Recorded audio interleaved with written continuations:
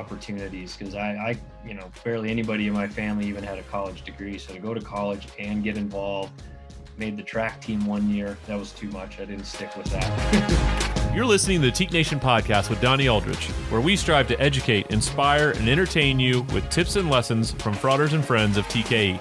Thank you for joining us.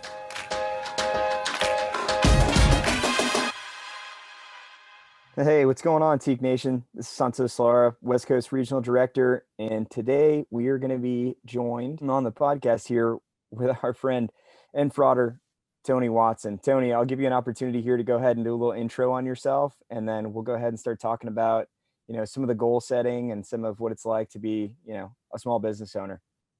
Sounds good. Thanks for having me. Tony Watson here out of Salt Lake City, originally from Minnesota. Where I joined Teak at St. Cloud State, Theta Rho chapter, served as Preakness, Chrysophiles, Pylordes, pretty much everything, house manager, had a lot of involvement with the chapter post college as well, and moved to Salt Lake about 8 years ago. So I live in Salt Lake City now. I've worked in medical device sales and sales leadership, started my own company in the meantime, which we'll talk about a little bit. But I've always stayed close with Teak, still in a Teak Dynasty fantasy football league, and love the organization, and excited especially for those of you who are starting to get back to school, hopefully safely, and getting some new normal, and hopefully can share some of what I got from Teak and have continued to get from Teak to share back with you. So hopefully you can have some of those same positive experiences that I did. Love that, man. Love that. So let's kick it off as far as the business goes. So it's outdoor apparel, right? That's what you have going on. Yeah, outdoor gear and apparel. So when I moved out west, I was already an outdoorsy person, but then got more into hiking. And then as I hiked up, one mountain, I might have looked at it and said, hey, I wonder if I could run that part. Can I run the whole thing? Maybe. And I just kept pushing. So, hiking became faster and faster, became trail running. Running a bit competitively, and now I've done an ultra marathon, 50 kilometers, so 31 miles, kind of a baby ultra marathon as far as those go, but breaking into that side of it, backcountry skiing as well. I still remember my first spring here, I saw some ski lines up on the mountain way away from the ski resort, and I said to myself, who are those crazy people and how did they get there? And a year later, I skied the exact same spot with a guide, and bought all the equipment, and I've done avalanche training and gotten into that. So through that journey of kind of reinventing myself as not just an outdoors person, but a mountain person, bought a lot of gear, a lot I didn't need, some I really did, and some just wasn't great. So ideas kept generating. And for those of you who watch closely, you might have noticed there was a nice write-up on a fundraiser I did for St. Jude, summiting the 10 most prominent peaks in Utah in 10 days to raise $10,000. And we hit all those goals. Finished the day early, raised a little over 10,000. It's a really cool experience. But during that time, I was by myself in the mountains every day for 10 days straight. A lot of time to think, try gear, work with gear, have problems with gear. And that really helped generate a lot of the ideas that are the basis of All Outer now, which is the name of our company, allouter.com. We sell into some retail stores, Amazon, gear.com, and on our own website primarily. And a lot of the things we have are not things that on the surface are super obvious. But then once you see it, it's one of those things once you have it and appreciate it, you don't really want to be without it. And one is just this hat is a good example. So we have the green screen. There we go. Sunglass keeper. So your sunglasses don't fall out. I start most of my runs in the dark. Even in summer, I always want to beat the heat. So I'm going to start in the dark. I don't need these, but the sun eventually comes up. So you want your sunglasses with. There's no better place to put them than your hat, except you often will lose, scratch, drop your glasses if they don't have a way to stay there. We also have laser cut mesh that's cooler and lighter, and then a sweatband built in to keep sweat and salt off your face. So it's always a number of things we've added to our products. We have gloves and backpacks, and then we have 3 other products in the pipeline. We're only a little over a year in business, so it's coming along. Slowly but surely. I have a full-time job still and a family, but it's been going really well so far. That's good to hear. I mean, honestly, I can appreciate as far as the gear goes, right? Like you're out there living it in the moment. You want to make the adaptations that you need for whatever it is that you're doing. I mean, I, you know, I don't live in Salt Lake right now, but I did live in Park City for a little while. I know, sharing that Utah vibe and getting out there and getting after it essentially. So I'm stoked that you're making gear that's, essentially what people need, right? Like, Yeah, that's what it's about. And at the end of the day, I mean, it's a hobby in a sense right now, meaning I haven't fully committed my time and energy, frankly, because of money. I couldn't make enough money doing it. It does have that potential, and we have that potential. We have great followership and a lot of people who, once they have our products, they love them. I actually just we do a custom hat program though too, for those of you listening, where we can put a teak logo, a chapter logo, whatever, in that spot. And one of our customers that buys them, or both of them, our first two, almost sold out in the first few weeks. They had 50 hats each customized, and they're ready to order again. I just shipped them to them like 2 weeks ago. One's a little outfitter store in the middle of the desert, and the other one's a race company that puts on a bunch of races. And both have almost sold out instantly. So it's a good sign. And for I think sure, that's for going to sure. help us a lot. But it's because people see it and they're like, oh, wow, that's cool. Oh, that's cool. And we try to make sure we have at least 3 unique and useful features on everything we make. And so if one thing doesn't click with you, another might. Um, and so we try to keep that going with everything we have in the pipeline as well. Cool, cool, for sure. So, I mean, obviously, your teak, right? I mean, let's talk a little bit about how that has influenced you and how it's been a positive impact on you being a small business owner, you even getting out there and getting after as far as hiking and those pieces are concerned. Yeah, it's my goal setting nature really came from my experience at Leadership Academy, which is what prompted today. I found my note card when I was like 28 or 29 that I had wrote out when I was 20 years old. And when I wrote mine, I believe they ask everyone to do like a 5 year timeline. I did 10 because I did what some of you might be familiar with this term BHAG, big, hairy, audacious goals. It's what organizations often do to try to say, like, we're going to, end racism in the workplace. It's like, whoa, that's a big thing. How are you going to know when you've done it? And how do you Right. get there? That seems like too much. But it's really good to have those big goals, because even if you don't always get to it, you've probably made a lot of progress. So I made some big goals, but gave myself a more reasonable timeline. And I don't even recall all of them. And unfortunately, I've since lost the card. I just cannot find it. Too many moves and businesses. But a few things I recall was to get my MBA. I didn't even know if I would at the time. I wasn't going straight to business school when I graduated, but I did that. And then the other was to have 5 rental units of some kind. I didn't even own a home yet. Obviously, I was 20 years old, and I wanted to get into owning properties. And I ended up, by the time I was 29, I had 5 houses. Um, and I wanted to travel to 10 new states, travel internationally. All those things happened in that time frame, and I hadn't even looked at the card, but it was simply because I wrote it down. It became committed. It was one of those things that you stick to it. And we all know that, but I actually looked it up before the call today. 42%, you're 42% more likely to achieve your goals if you write them down. That's it.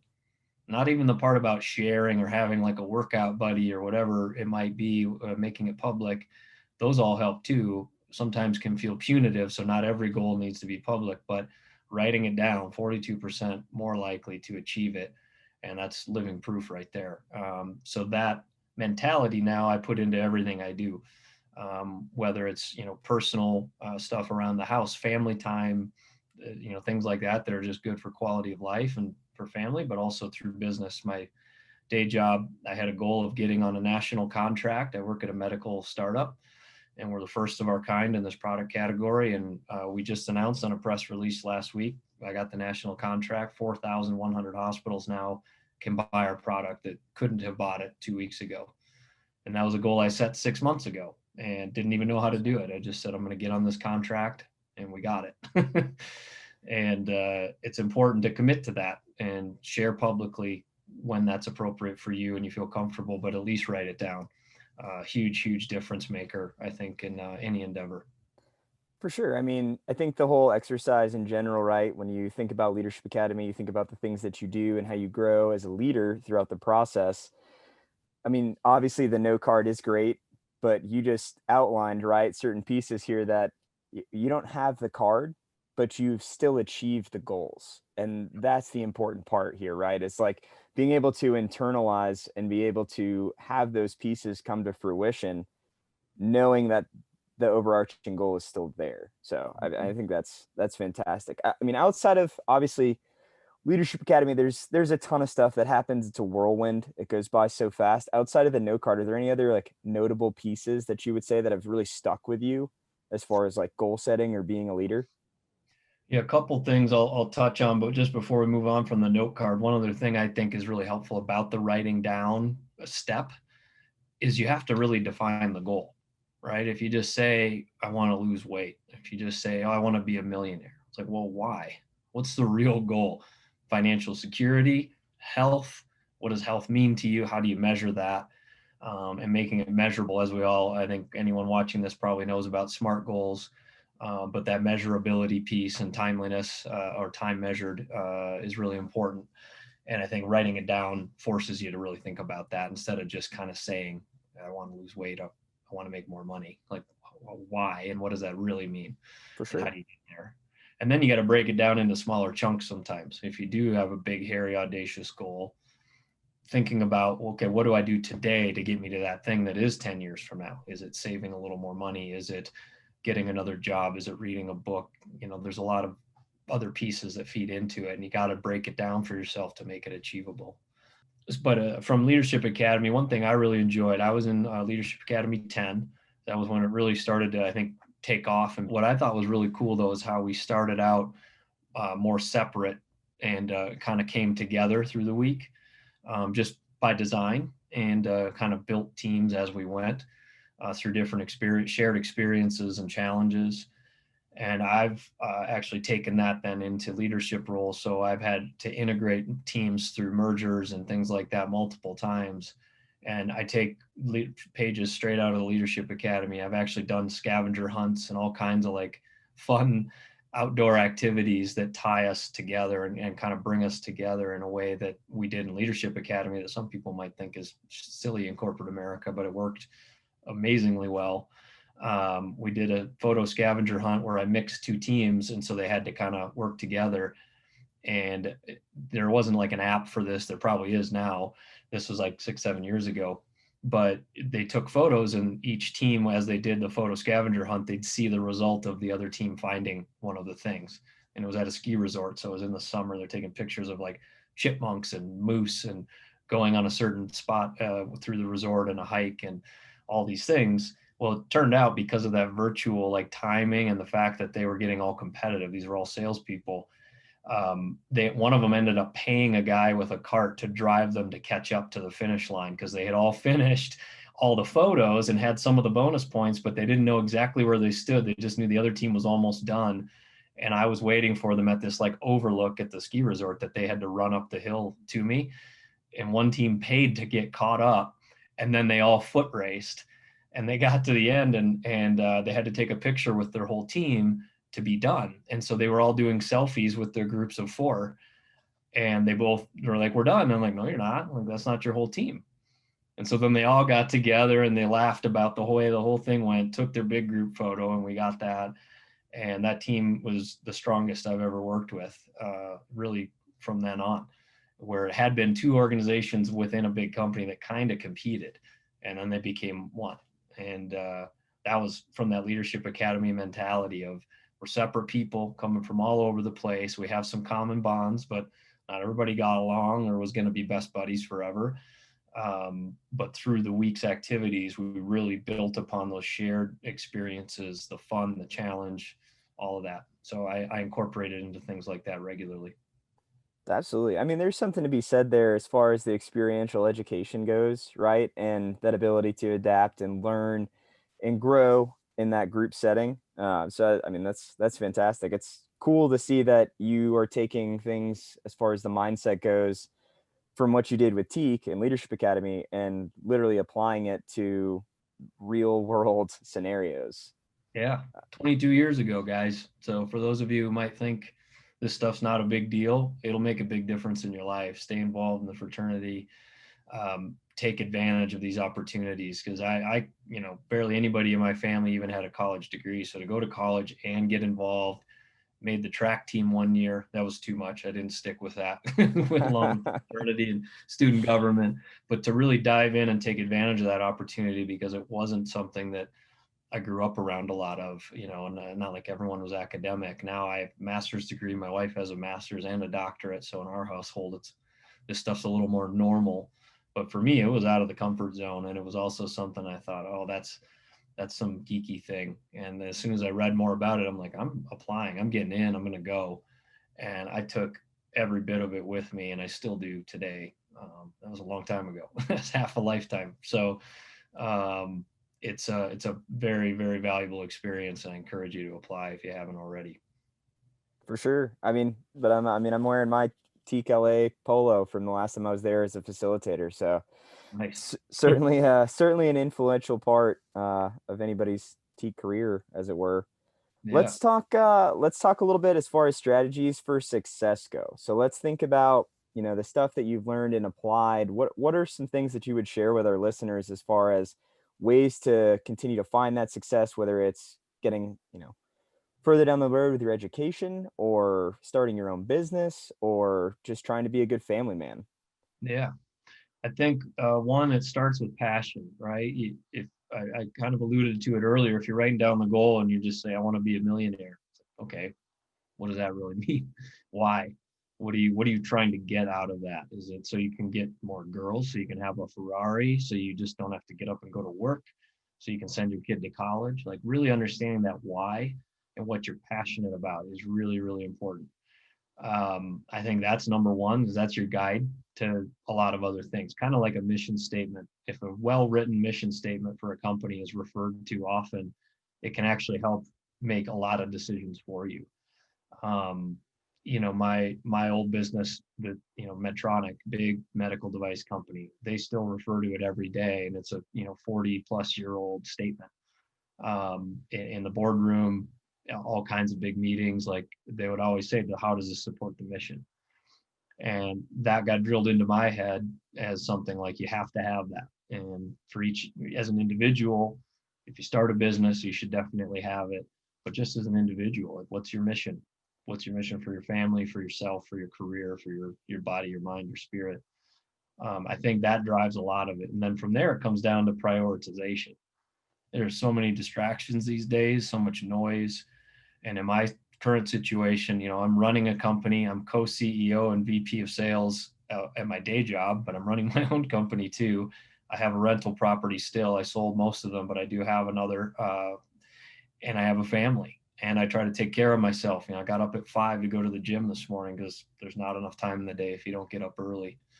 Um, and if you look at a lot of the successful people out there, and now these are Hollywood types, but there's a lot of others like them in business too, like Mark Wahlberg, The Rock, Kevin Hart. Those people all get up 4 or 5 in the morning every day at the gym every day.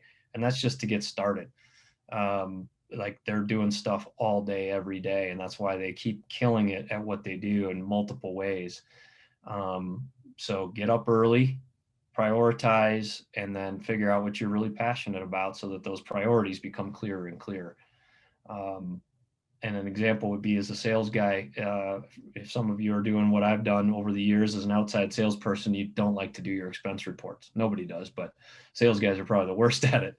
And especially when you have a corporate card and it's not on your own card, you're just like, oh, I'll do it later.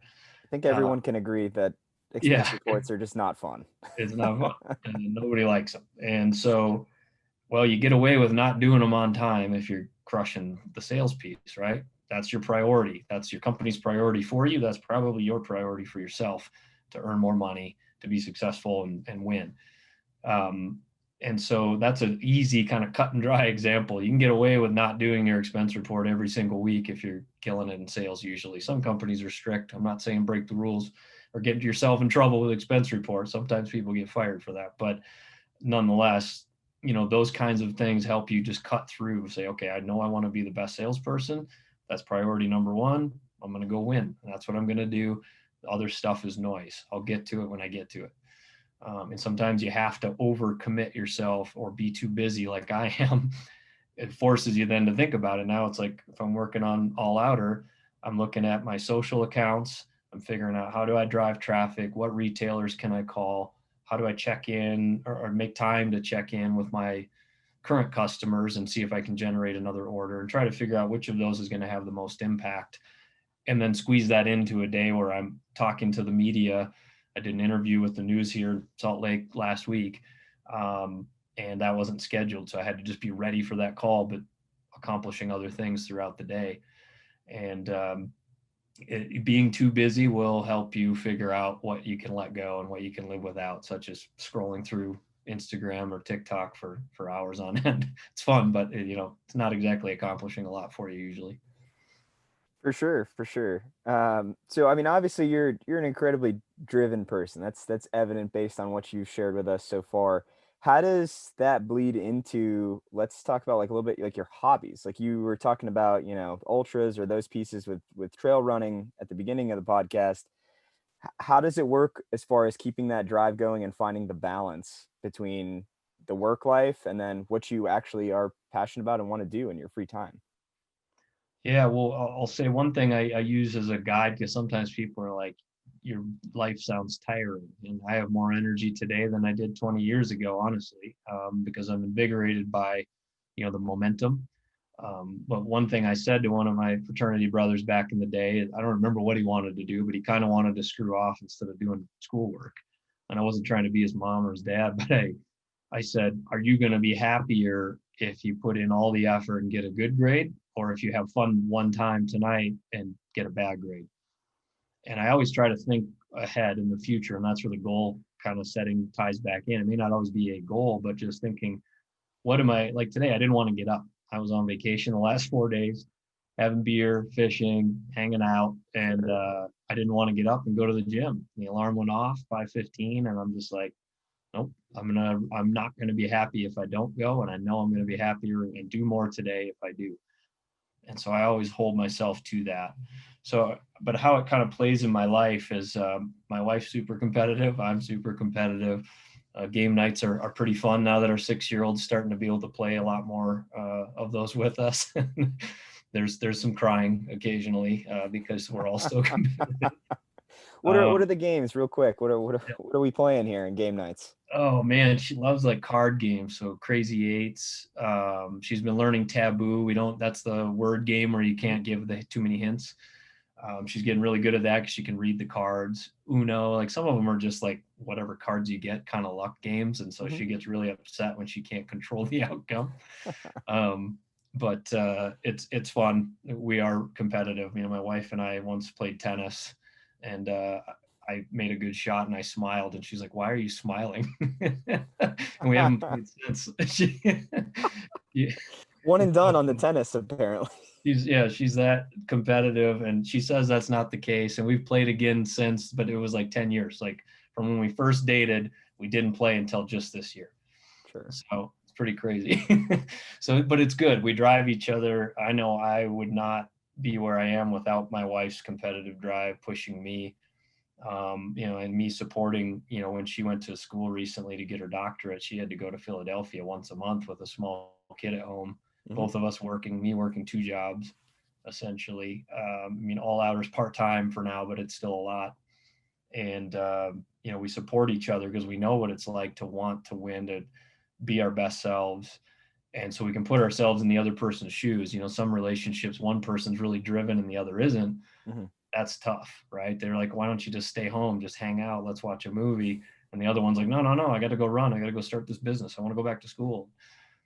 We've been kind of like this with each other in a really healthy way throughout our relationship. And our daughter sees that support, but also the push. And she's doing great in a lot of levels, I think, because she gets that from us in different ways. For sure. I mean, it's really fantastic as far as the pushing and wanting, right, to achieve more and get to a higher level. I gotta ask, I mean, outside of your wife, have you, purposely surrounded yourself with people to help you keep that competitive nature? What's that like? Yeah, my best friend and I will pretend when we're fishing that we're not keeping count. And a few hours in, one of us will just throw out the number, and we know who's winning. We both know the number every time. He's got his own business, totally different space than I.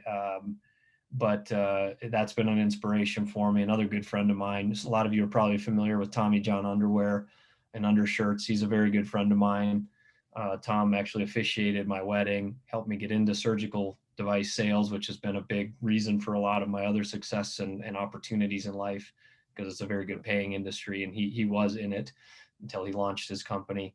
Mhm. So I definitely have some of those, but I also have some good childhood friends that, are not looking to compete or really drive themselves, but we've known each other since we were 3, 4, 5 years old, and we're still in touch. And there's a value to those relationships too, that I cherish and I'm really thankful for. But you got to have some of those people around you. If you don't have anybody who's kind of on your level or better than you, they say you're the average of your 5 closest friends.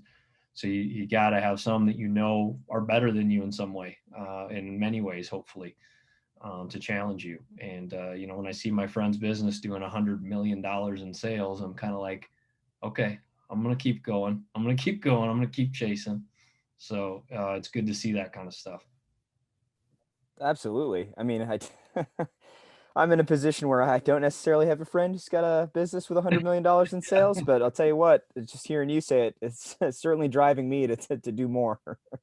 It can happen, man. It can. I mean, the business, my day job, when I joined, the company was valued at $10 million last December, and now we're doing a round of funding, and we'll be valued at 25. And as soon as that money comes in, we'll be well above that valuation just in my 9, 10 months there, because of what we've accomplished. And those are crazy numbers. Like, and I'm co-CEO, and we're driving the ship and making those things happen, and that's really neat to see. I've never thought that would be the world I'd be living in. Working for a multi-billion-dollar company is one thing, but driving the ship and changing the course of it in a positive way like that is a really fun place to be. It's got to be somewhat stressful. Like let's get real here for a second. How do you work and manage the stress of, you know, different jobs, growing a business, trying to keep the family straight? Like how do you manage that stress? It gets you at times. I've dealt with it really well, thankfully. Stress builds up cortisol, the hormone that basically helps you store belly fat. That's one way I deal with it. For a guy who's as active as I am, I got a little cortisol going through once in a while. I notice if I don't eat perfectly well, it shows up pretty fast. The belly fat comes right back. But Don't really, we all? yeah, but it's really exercise and getting outdoors. If you're not familiar with this concept, it sounds silly, but because of the way things were growing so fast in Japan in the 80s, people weren't happy, and they did a study, and they determined that forest bathing, or it's called Shinrin Yoku, which is really meant to be just in the forest, in the woods, outdoors, away from city sounds and work, and just take it in. Now I do it running fast and just grinding and huffing and puffing and sore. I don't always sit still like I should, but I still get some of that benefit of being in the outdoors. My backyard is a 9,600-foot peak. I can climb that. I can be at the trailhead in 2 minutes, and I can go climb that. I mean, I have such amazing access. I know not everybody has that, but even just getting to a park near a lake, hearing the sound of water, all those things are just critical. And if you mix it in with exercise, you're doing yourself, a double bonus from a de-stress standpoint. And doing it alone. I mean, being around people is important. We've all probably felt that more this year than ever. Even independent people like me, like I want to hug my mom. I can't. It's a weird time we're living in, and I think we all recognize how much we need people more than ever. But time alone is really valuable. I came up with the ideas for my business alone. You're able to think through stressful things, pre-think about a difficult conversation you're going to have. But if you're constantly around other people, you don't get to do that. And that real unwinding for me and idea time comes when I'm just alone running up a mountain and I don't see anybody all day. That's some of the best time my brain and body can have. there's something to be said as far as the relaxing nature and being able to center yourself surrounding that. Yep. Finding ways to have those relaxing things be closer to you. And whether that means moving to Salt Lake City like you are, and, or just figuring out what are those things that make you happy, that help you relax, get you outdoors, get you exercising, make those easy, and make it close to you and make the changes necessary to make that happen. And that will tie right back to what we started with, which is goals. Do you want to get outside more? Okay, then living in New York City, unless you want to just go to Central Park, probably is not the best place for you in the long run. Doesn't mean it's not a great place to live, but that's probably not the best place to be outdoors all the time. There's other places like Boulder, Salt Lake, Denver, California, a lot of places. So just thinking about those things and tying it back to what's going to make you happy, help you relax. And we're all going to get stressed and too busy in our lives, especially once you have kids or start a business. Those are two big ones that just, you feel like it's a blur for a long time. You're managing both, my man. You're managing both. Yeah. So balance is important. I didn't touch on that earlier, when I said about having the passion and really understanding how to prioritize, but also just balance, making time for that balance, whether that's getting up at 4 a.m. to work out, carving out time for the family, where the phone's put away, computers put away, whatever those things are for you. But you got to have some balance and do those things that you need to do that are good for you. Fantastic. So, I mean, Tony, obviously you talked about what it's like to manage stress and the pieces for you of, what you go through and what you walk through. How do you work towards some of those big, like, overarching goals, or like, occasionally you have to have hit a roadblock or two here or there. Like, what's your process for overcoming that? So a couple things I do. One thing I do a lot is put a structure to it. When I started in sales, I wasn't very good, so I got good at sales process and became, much better at it. And that makes me also better at training others, because it's not a born skill; it's a teachable skill. And so when it comes to any big goal now, I have a process, and what it looks like it would really be like an org chart to most people's eyes at first glance. So like, you have your president or CEO at the top, and then the leadership team and the middle managers. Well, instead of that, at the top, you have your goal, and you have to be really clear about it. I do it in Excel. It's just a little box. You got to be able to fit that goal in a little box, and everything's color coded. So you have the goals, then you have the strategies, which would be where your leadership team goes in kind of the org chart analogy. And then below that would be all your managers and departments. And those are your tasks. Those are the actions, the things you need to do to drive that strategy that achieves the ultimate goal. So for really complex sales, that's a godsend, and I use it always. For other things personally and in my own business, I also put it together, and it really forces you to define the goal clearly, and put time to it and all those things, but really clearly, so you don't have a strategy. Like an example would be like, win the business at account ABC. Okay, that's the goal. Sure. You could be more specific, but you got to have that goal. And some of the other things would be like, identify key stakeholders. So you figure out who the people are who influence the decision, and then they would be all those tasks: make contact with customer A, B, C, D, CEO, CFO, figuring out who those people are. And even below that, you might have some additional like tactics and tasks and how to get to those people, like call my friend who works for them, or whatever those steps might be. So I really break it down, and that makes that big goal feel actionable, and you know what to do. And you start with everything color coded red because you haven't done anything yet except make this chart. As you get into the process, they turn yellow. As you complete the process, they turn green.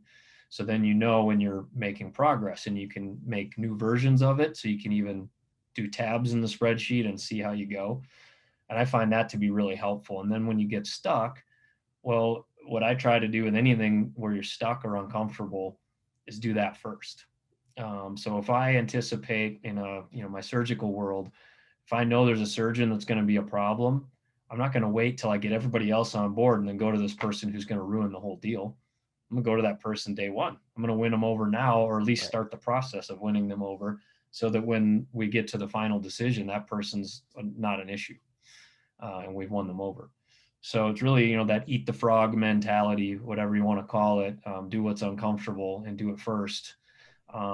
Really helps just avoid the roadblocks or limit them and slow them down and keep them from really turn them into speed bumps instead of roadblocks by just getting after them first, identifying them, and then having some control over the process by really having it defined for yourself ahead of time, having that roadmap.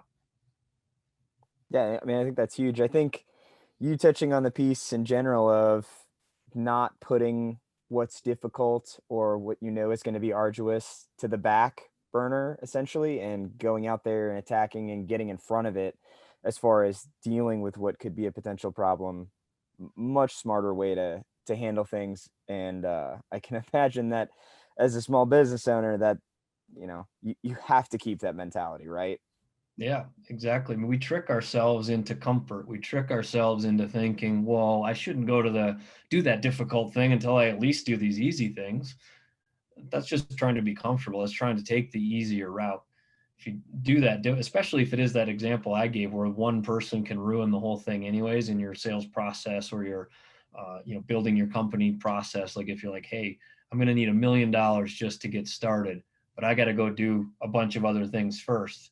It's like, well, if you know you're going to need the $1 million, you better figure out a path to get that $1 million or $100, whatever you need to start your business that you don't have, and figure out those things. And that goes back to that earlier comment about prioritization. What's the most important and the most difficult thing you can do each day? Start with that. And you're going to be a lot better off for it. That's for sure. Absolutely. So let's change gears here a little bit. I mean, obviously you've talked about being in Salt Lake. I mean, that strikes a chord for me, that hits home. Before I even came on to Teague's professional staff, I lived in Park City myself. So it's actually, share a funny story here. I took my first round of interview calls from Park City Mountain Resort up on the mountain from one of the lift shacks. Nice. So it definitely hits home. Making the move from the Midwest out there, I mean, was it predominantly just so you could be outdoors? I mean, was that the thought process, or? It was actually a job. I tried to get promoted a few other places. There wasn't an opportunity locally, and the few others I had tried in Florida and Connecticut were not places I loved the idea of moving to, but they had already chosen a local candidate, so I really didn't get to interview for those jobs. And then when this one came up and I actually had a shot at it, my wife and I came out, and being Utah is not exactly a diverse place. My wife's Indian, and so she was kind of like, oh, "What are we going to run into there?" So we came and explored, and we realized it's actually a very vibrant city. You get in the rural parts, it's pretty much only white people, which is fine, but it's not a very. I think there's a lot more racial tension in a lot of other cities, frankly, than you see here. But nonetheless, that was a concern. So we explored it, but then we saw the mountains and we're like, okay, this is cooler than I thought. It's not like Denver where they're far away. Love Denver, but the mountains are still pretty far. Um, and so we were like, this could be a fun place for us. And so then I really drove after that job hard for the next few weeks and got the offer. And we moved about a month later. And it was just one of those things. Like when I was in Minnesota, I was a golfer, played golf like 50 rounds a year. I moved here. I think I played once in the first year I was here. Even though there's great golf, it's less expensive. The ball goes farther. I Elevation. just totally went into the mountains and never looked back. And I just started hiking and mountain biking and skiing. And I had barely skied before moving here. Now I've backcountry ski and have multiple resort passes, and it just went kind of one of those things. It just took over my being. I'm a For mountain sure. guy now. Let's talk a little bit about that skiing. So multiple resort passes. Are you supporting Epic, Icon? What are we doing? Yeah, so I have the Brighton Pass, and then the Okay. Icon base pass came with my Brighton Pass. I bought like their better version. So Hmm. Solitude and Brighton are my two closest resorts, so I go there, and that covers those. And then I have friends that come visit with Epic passes. And last year, some trips were canceled, so I had the Epic pass thinking I'd go with them. Didn't use it, so I got an Epic pass for $200 this year. Oh, So I was wow. like, I might as well get it. I probably won't again. It's too far away from where I usually am skiing, but yeah, so kind of almost everything in the state is covered now. I at least get a day or two at anywhere I want to go. Yeah, it sounds like it. I'm a little jealous. I wish I had quite as much freedom. I'm just running the icon myself, but Yeah, that's a good one though for around here. It'll be fun. And we'll for get you sure. out in the back country too, where the real snow is. Yeah, so I mean, I gotta ask a little bit more about that. I mean, obviously, I'm a big skier, but I'm normally resort only kind of guy. I mean, what was it like getting into full backcountry setup, Avi gear, like getting educated on that? It's a Yeah, little bit daunting, right? it is. I went with a guide the first time, and I tell my friend this, who's a pilot for JetBlue. I've flown a plane before, and I know what it's like that first time you take off. It's pretty amazing. And so I explained to him, I said, it's the closest thing to flying you could ever do, and you're going to do it all under your own power, which is pretty cool. So the first time I went, it was 2, 3 days post storm, but it was a nice slope, like 42 degrees or so, pretty steep. And but 2 feet of powder that no one had skied, no tracks, no ruts, no groomers, no ice, and I was just floating. I was nowhere near the surface of the earth. I mean, the closest I got probably was a rock, maybe 5 feet down. If you think about that, the actual powder was 2 feet, but total snowpack was significant. So I was nowhere near the actual earth, technically, in that sense. Like I was way up there, and the feeling of that snow is so different than resort on a powder day, unless it's 18 inches. Can't compare. It's still not the same. It's great.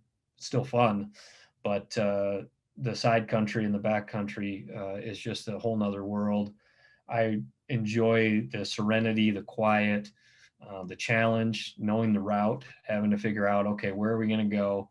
How do we stay on top and stay safe? What are the risks throughout, and planning that? And I go through that every morning. I read the Avi report. I pretend I'm in one of the areas I know and pretend I'm either going to go there or not, and why. And it's just a great way to keep your avalanche skills sharp. So I love that piece of it, that planning. And then it's just awesome exercise. You just grinding, just sweating up a hill, For and then sure. you ski down and you want to do it again, even though you're tired. It's a blast. You don't get as much skiing in, but the skiing you get is world class. Yeah, and I mean, it's earn your turns, right? At that point, it's you're not riding the lift, man. It's all by the power of your own feet that you get there. So Right. it's And cool. it's fun, and everything plays together. Mountain biking, trail running, it all feeds that. So like some guys only backcountry ski, and then they mountain bike riding the chairlift and mountain bike down. And Mhm. so when skiing season starts, they're kind of struggling, and I'm just flying up the hill. So um, it's just a great kind of cross training through the seasons here, the different things you can do if you're into it. Yeah, I can imagine. I mean, so I actually was just in Acadia National Park last week. Got a little trail running in myself. Are there any tips or recommendations that you would give to somebody who's like looking to get into that? I mean, I feel like it's something I'm starting to pick up a little more. Um, Into trail running specifically. yeah, yeah. Yeah. So a couple things. Some people think of running as boring. They want to listen to music.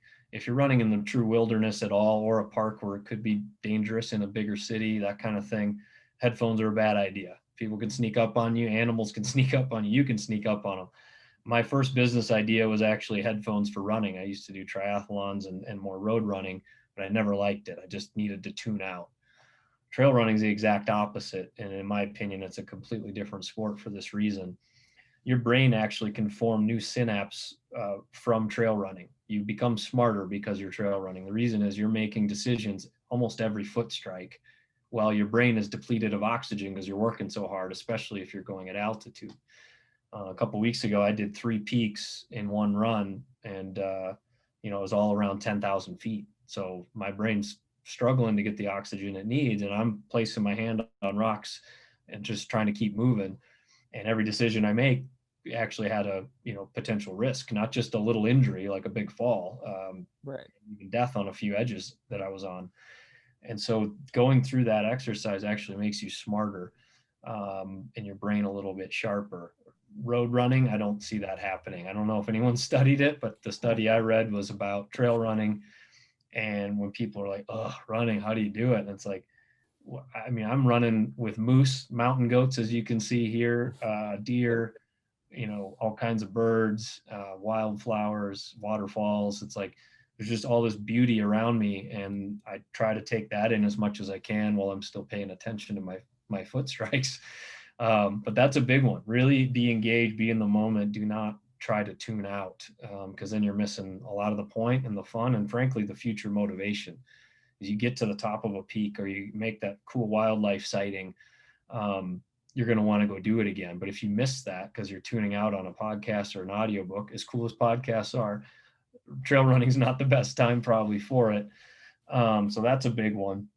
You probably don't need as much as you think you do. You still want to be safe if you don't know the terrain or you're going on a longer adventure, but start small, and carry maybe a little more than you need, but eventually whittle that down as you gain comfort. You really don't need as much. And it's a nice reminder if you're not a big camping person.